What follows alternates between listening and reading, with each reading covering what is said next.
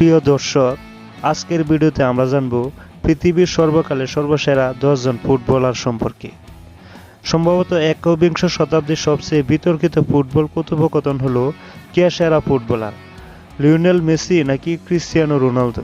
চায়ের কাপে জ্বর তোলা আড্ডায় এই তর্কযুদ্ধ বহু পুরনো। কার গোল সেরা, কে কত দৃষ্টিনন্দন গোল দিয়েছে, কে বেশি নিজের গোলে মনোযোগী, কার অন্যকে দিয়েও গোল করানোর সামর্থ্য আছে, এসব তর্কের শেষে কথা একটাই, তাহলে বলো কে সেরা ফুটবলার।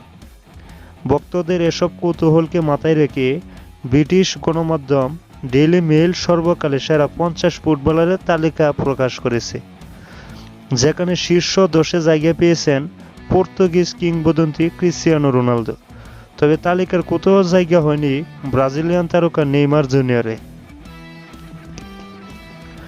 সর্বকালের সর্বসেরা ফুটবলারের তালিকার মধ্যে 10ম স্থানে আছে ক্রিস্টিয়ানো রোনালদো, যে মানুষটিকে অনেকে সর্বকালের সর্বশ্রেষ্ঠ বলে মনে করেন। আশ্চর্যজনকভাবে তার অবস্থান 10ম নম্বরে। রোনালদো তার ক্যারিয়ারে 5টি ব্যালন ডি'র জিতেছেন এবং সর্বকালের সর্বোচ্চ গোলদাতা।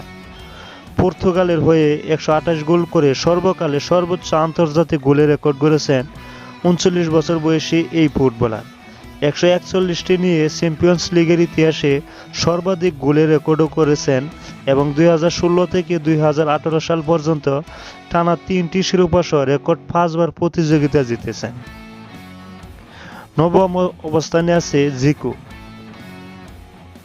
সর্বকালের সর্বসেরা ফুটবলারের তালিকায় নবম অবস্থানে আছে জিকো। নবম স্থানে রয়েছেন ব্রাজিলিয়ান কিংবদন্তি জিকো, যিনি কখনো বিশ্বকাপ শিরোপা না জিতলেও ব্রাজিলের বিশ্বকাপ জয়ী অন্য অনেক খেলোয়াড়ের চেয়ে বড় নায়ক হিসেবে বিবেচিত হন। ডেড বল দক্ষতার জন্য পরিচিত ছিলেন এবং 1982 সালে ব্রাজিল বিশ্বকাপ স্কোয়াডের তারকা ফুটবলার ছিলেন।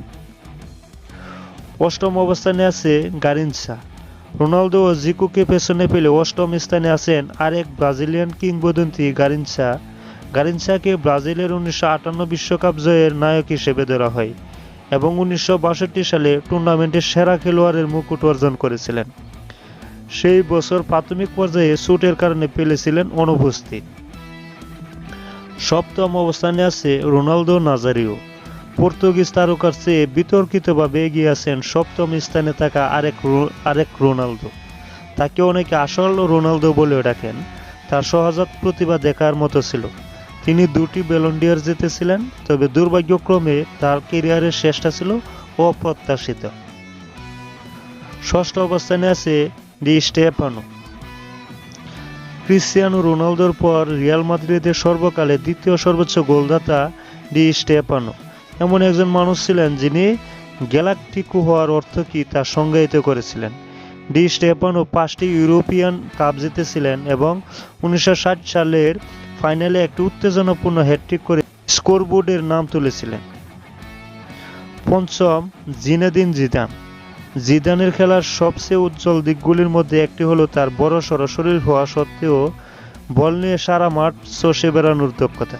2002 সালের চ্যাম্পিয়ন্স লিগ ফাইনালে প্রথমবারের মতো অবিশ্বাস্য বলিতে অনায়াসে শূন্যে বাসান তিনি। তাতে যেন ফুটবলের নতুন আর্ট তৈরি করেন তিনি। চতুর্থ, ইয়োহান ক্রুইফ। ক্রুইফকে বলা হয় টোটাল ফুটবল ধারণার জনক। এটি এমন একটি কৌশল যা পেপ গার্দিওলা এবং মিকেল আর্তেতার মতো কোচদের মাধ্যমে আজকের খেলায় এখনও দৃশ্যমান। ডাচ ফুটবলার ক্রুইফ আয়াক্সের হয়ে টানা 3টি ইউরোপীয় কাপ জিতেছিলেন। 1974 বিশ্বকাপে ফুটবলের অন্যতম আইকনিক দক্ষতার প্রদর্শন করেছিলেন। তৃতীয়, দিয়েগো ম্যারাডোনা। ম্যারাডোনা যে কোনো পিছে পা রেখে অল্প সময়ে সেরা ফুটবলার হয়ে ওঠেন। যদি একটি ম্যাচ নিখুঁতভাবে সংক্ষেপে বলতে পারে, তবে সেটি ইংল্যান্ডের বিপক্ষে 1986 বিশ্বকাপের ম্যাচটি, যে ঘটনার কারণে আজও তাকে অনেকে হ্যান্ড অফ গড গোলটির কারণে স্মরণ করেন। বার্সেলোনার হয়ে গেটাফের বিপক্ষে লিওনেল মেসির গোলটিও প্রায় একই ধরনের। তৃতীয়, পেলে। শীর্ষস্থান হারাচ্ছেন ব্রাজিলিয়ান ও ফুটবল আইকন পেলে। পেলে একমাত্র ফুটবলার হিসেবে 3বার বিশ্বকাপ জয়ের গৌরব অর্জন করেন। 1958 সালে কিশোর বয়সে তিনি প্রথম বিশ্ব আসরে শিরোপা জিতেন। পরবর্তীতে তিনি ইতিহাসের সর্বশ্রেষ্ঠ ফুটবল দল 1970 বিশ্বকাপ জয়ী ব্রাজিল দলের আইকনিক নেতা হয়ে ওঠেন। প্রথম, লিওনেল মেসি।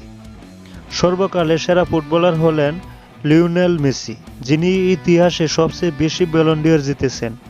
অবিশ্বাস্য 8বার পুরস্কারটি জিতে তিনি আছেন সবার উপরে।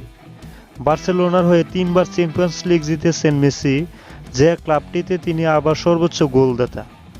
আর্জেন্টাইন তারকা 2022 সালে কাতারের বিশ্বকাপ জয়ের মধ্য দিয়ে অবসান হয় তার দীর্ঘ অপেক্ষা।